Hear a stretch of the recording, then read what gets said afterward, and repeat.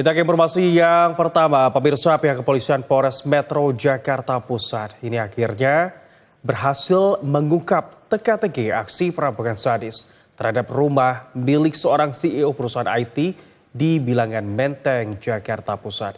Pelaku merupakan wanita rekan kerja korban yang semula melaporkan kejadian itu sebagai saksi.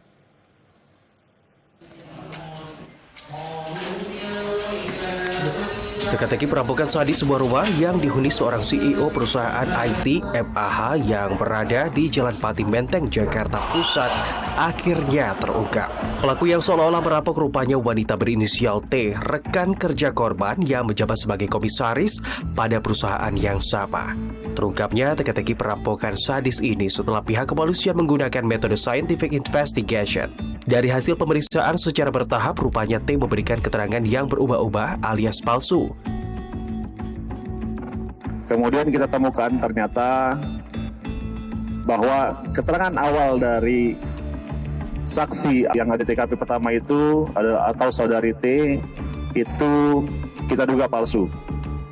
Kita temukan ternyata bahwa tidak adanya dua orang yang masuk ke dalam rumah, melainkan pelaku dari penganiayaan yang dilakukan kepada saudara MHA itu ternyata dilakukan oleh saudari T sendiri.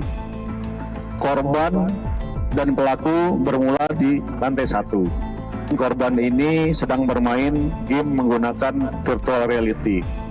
Kemudian karena tangannya pelaku ini cedera, dia mengompres tangannya. Selanjutnya pelaku menyiapkan portable power supply. Kemudian menyambungkan dengan kabel dan kain lap yang dibasahi sebagai media konduktor.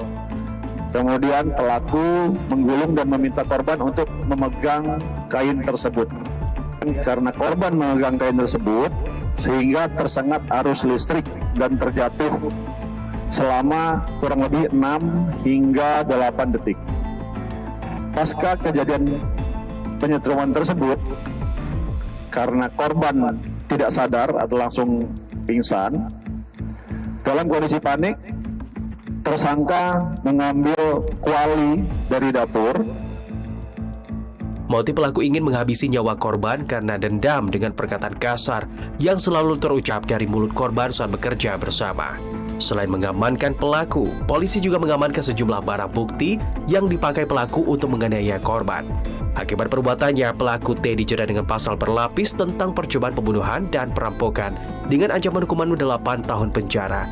Laporan Diki Renaldi, Jakarta, Garuda TV.